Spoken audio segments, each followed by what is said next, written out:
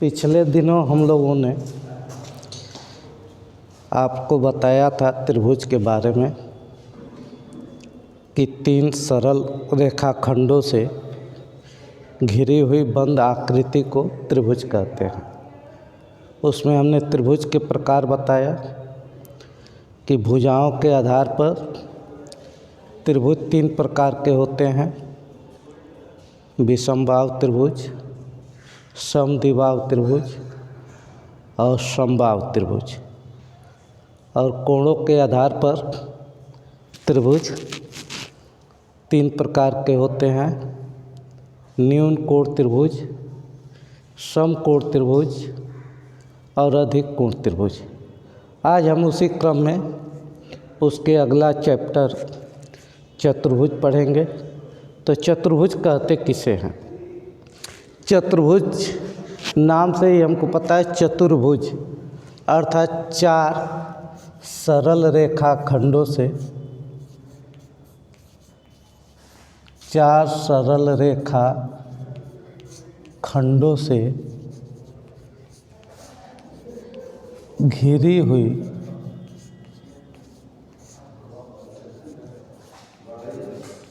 बंद आकृति को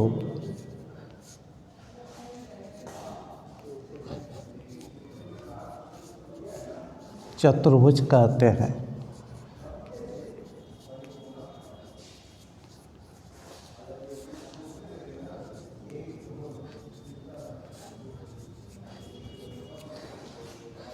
जैसे कि मान लीजिए हमने एक आकृति बनाई जो 4 सरल रेखाखंडों से घिरी हुई बंद आकृति है।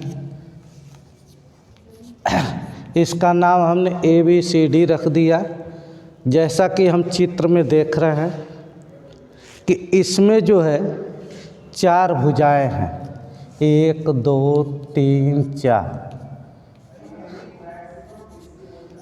4 सरल रेखाखंडों से घिरी हुई बंद आकृति को चतुर्भुज कहते हैं। इसमें जो है 4 भुजाएं हो गई, 4 भुजा। पहली भुजा AB या BA, दूसरी भुजा BC या CB, तीसरी भुजा CD या DC और चौथी भुजा DA या AD। इस प्रकार हम देखते हैं कि ये 4 भुजा हो गई और इसके अंतर्गत जो है 4 अंतःकोण हो गए, 4 अंतःकोण।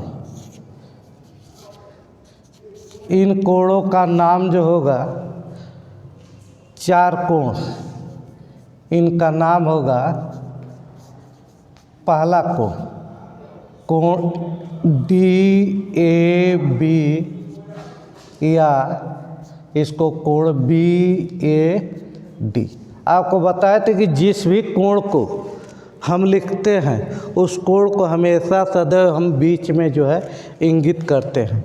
दूसरा कोण होगा कोण ABC या कोण CBA। इसी तरह तीसरा कोण होगा कोण BCD या कोण DCB।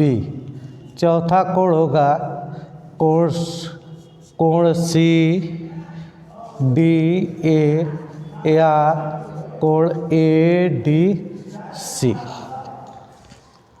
हमने देखा कि चारों कोण जिसको हमने बीच में जो है इंगित किया। हमेशा ध्यान देंगे कि कोणों को लिखते समय हमेशा, और जब लिखेंगे तो सबसे पहले कोण का जो है चिन्ह बना। इस तरह से चतुर्भुज में हमने देखा 4 भुजा हो गई, 4 कोण हो गए और इसमें 4 शीर्ष, शीर्ष A, शीर्ष B, शीर्ष C, शीर्ष D, 4 शीर्ष होते हैं जिसको लिखते हैं शीर्ष A, शीर्ष बी, शीर्ष डी, शीर्ष सी और शीर्ष डी, ये चार जो है शीर्ष हो गए।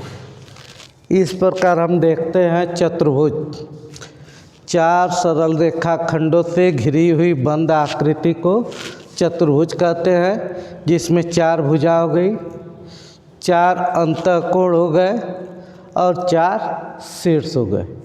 इसके बाद से हम आगे बढ़ेंगे कि चतुर्भुज जो है कई प्रकार के होते हैं। चतुर्भुज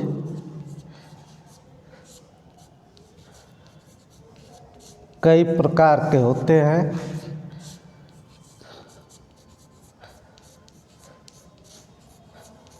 जिसमें पहला नाम आता है आपका आयत।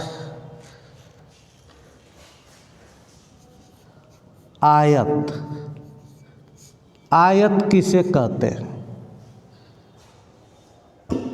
पहला नाम जो होता है इसमें आयत, आयत कहते किसे हैं? तो वह चतुर्भुज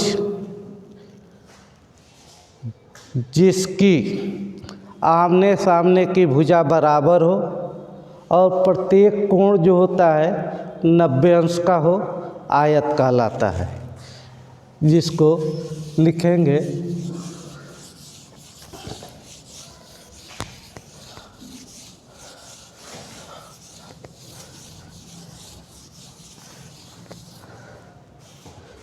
वह चतुर्भुज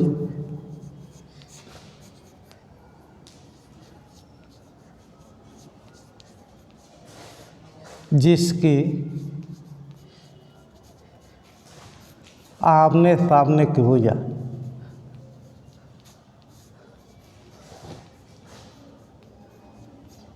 इसको हम सम्मुख भुजा कहते हैं।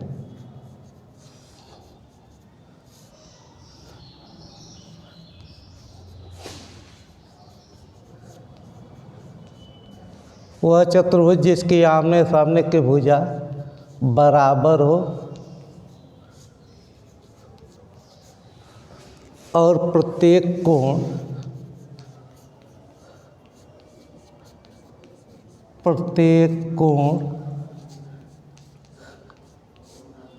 90 अंश का हो, आयत कहलाता है।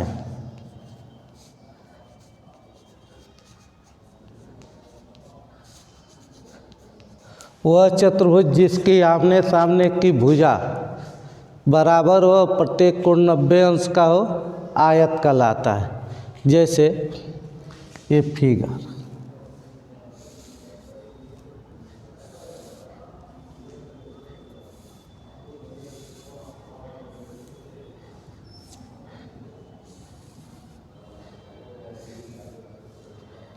ए बी सी डी। उसके बाद आता है वर्ग। वर्ग वह चतुर्भुज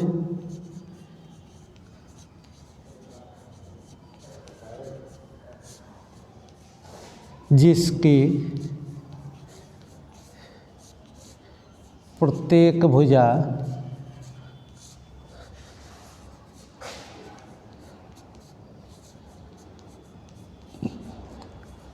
बराबर हो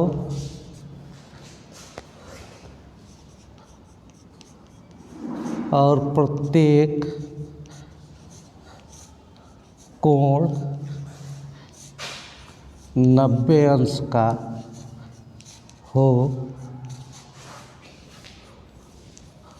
वर्ग कहलाता है।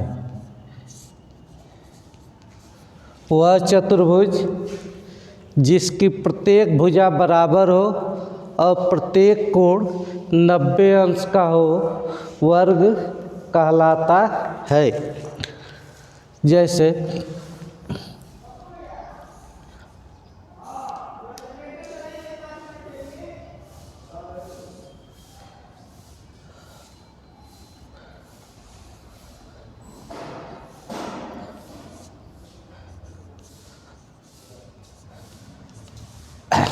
अब हम यहाँ देख रहे हैं कि इसकी चारों भुजाएं जो है आपस में बराबर हैं और जो इनके कोण हैं, एक कोण जो है 90 अंश के हैं। यहाँ पे एक चीज़ और हम ध्यान देंगे कि अगर आपसे कोई पूछे क्या वर्ग को आयत कह सकते हैं, क्या हम वर्ग को आयत कह सकते हैं, तो यहाँ हमारा उत्तर होगा हाँ। क्यों? क्योंकि यह वर्ग जो है आयत के परिभाषा को पूर्ण रूप से जो है पालन करता है। आयत की परिभाषा क्या होती है कि ये आमने सामने की जो भुजा हो ये आपस में क्या है, बराबर है, और प्रत्येक कोण क्या है, 90 अंश के हैं। इसलिए हम वर्ग को जो है आयत कह सकते हैं, लेकिन आयत को हम वर्ग नहीं कह सकते। आयत को वर्ग क्यों नहीं कहेंगे? क्योंकि आयत की सभी भुजाएं आपस में बराबर नहीं होती हैं, इसलिए हम आयत को वर्ग नहीं कहेंगे। लेकिन हम वर्ग को जो है आयत कह सकते हैं। अगला है समांतर चतुर्भुज।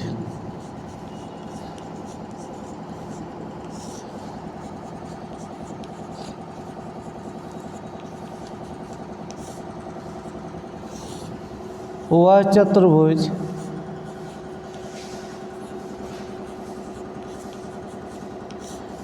जिसकी सम्मुख भुजाएं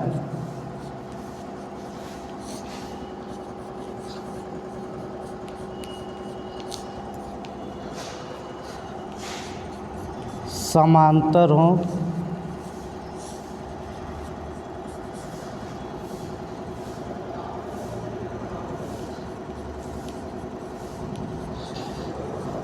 समांतर चतुर्भुज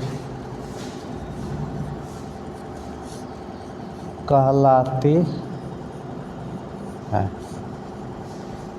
जैसे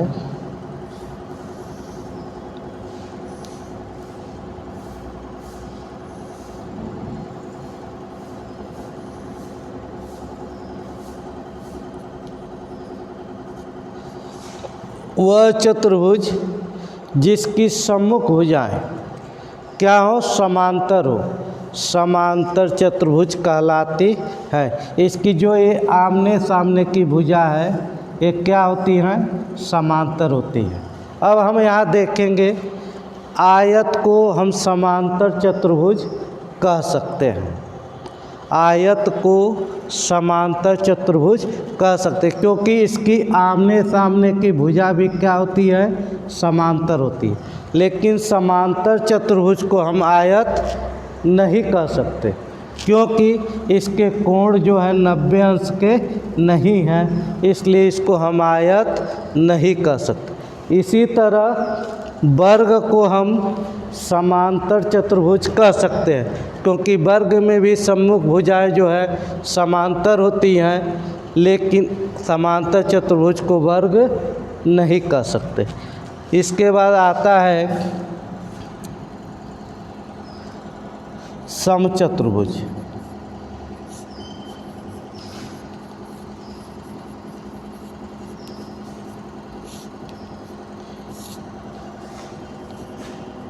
वह चतुर्भुज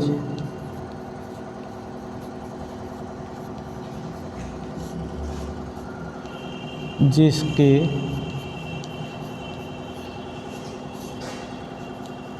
चारों भुजाएं बराबर होती हैं,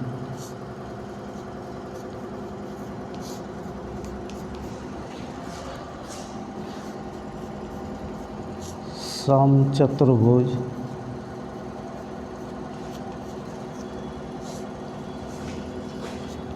कहलाती हैं। वह चतुर्भुज जिसकी चारों भुजाएं आपस में बराबर हों उसे समचतुर्भुज कहते हैं। वर्ग को भी हम समचतुर्भुज कह सकते हैं, क्योंकि वर्ग में भी चारों भुजाएं आपस में बराबर होती है। जैसे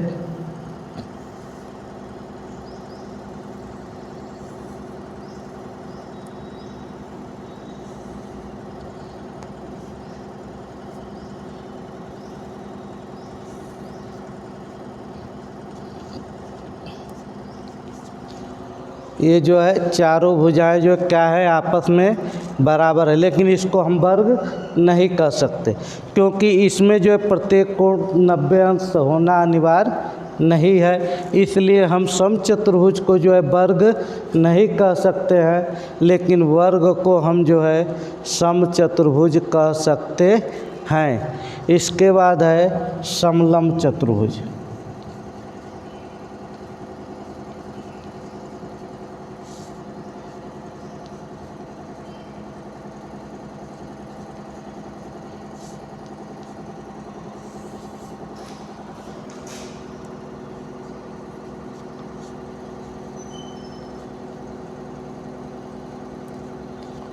वह चतुर्भुज जिसका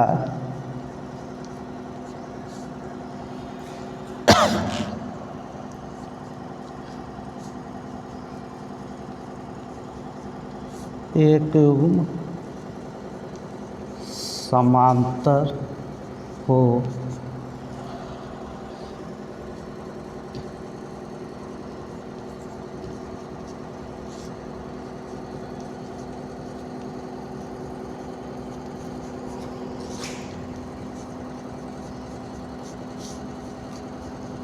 वह चतुर्भुज जिसका एक युग्म, अर्थात हर चतुर्भुज में भुजाओं के दो युग्म होते हैं, अर्थात दो जोड़े होते हैं, आमने सामने के दो जोड़े होते हैं। तो इसमें जो है वह चतुर्भुज जिसका एक युग्म, अर्थात आमने सामने की एक भुजा जो है समांतर हो, आमने सामने की एक भुजा जो है समांतर हो, समचतुर्भुज जो है कहलाती है। आमने सामने की एक भुजा, जैसे ये दोनों भुजाएं जो है आपस में क्या है, समांतर हैं, इसलिए इसको हम समलंब चतुर्भुज कहते हैं।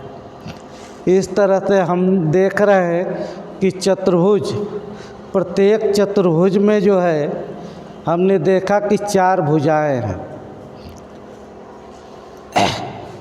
हर भुजा के जो है दो युग्म है, अर्थात दो जोड़े हैं, आमने सामने के जो है दो जोड़े हैं, और हर चतुर्भुज में चार जो है अंतःकोण है, जिसका कि हमने अभी इसके पहले जो है आपको बताया था। हर चतुर्भुज में जो है चार अंतःकोण होंगे।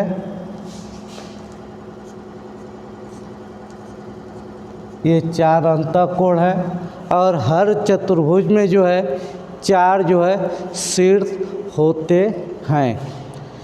इस तरह से हमने देखा कि चार सरल रेखा खंडों से घिरी हुई बंद आकृति को जो है चतुर्भुज कहते हैं। अब इसमें एक और प्रश्न आता है, विकर्ण।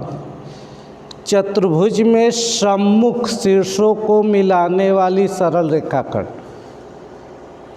ये जो चतुर्भुज हैं सम्मुख शीर्ष, सम्मुख शीर्ष का मतलब जो आमने सामने के शीर्ष हों, अर्थात ए का सम्मुख सी और बी का सम्मुख जो है डी होता है। अगर इनको हम मिला दें, ये जो सरल रेखाखंड हमारी बी डी हो गई, इसको हम कहते हैं विकर्ण। चतुर्भुज में सम्मुख शीर्षों को मिलाने वाले रेखाखंड को हम विकर्ण कहते हैं। तो एक चतुर्भुज में हम देखते हैं कि एक विकर्ण हमने बी डी बनाया, तो दूसरा विकर्ण क्या होगा, दूसरा विकर्ण हो जाएगा हमारा, ए को अगर हम सी से मिला दें तो ए सी, दूसरा विकर्ण हो गया ए सी। इस प्रकार हम देखते हैं कि किसी भी चतुर्भुज में दो विकर्ण होते हैं, इसलिए कि दो सम्मुख शीर्ष हैं और दोनों सम्मुख शीर्षों को अगर हम मिलाते हैं तो यह जो होता है हमें दो विकर्ण प्राप्त होते हैं। तो यह जो था आपकी अभ्यास में चतुर्भुज, जिसके बारे में हमने आपको बताया। अब इसके आगे जो प्रश्नावली है 4.7, उसमें जो है सत्य और असत्य है, उसको आप अपने मन से करिए।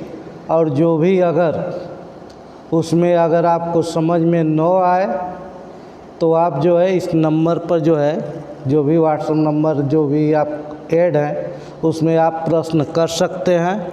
उस प्रश्न में आपको उसका सलूशन जो है बताया जाएगा कि क्या सही है क्या गलत है, उसको आप करिएगा। शेष अगले टर्न में।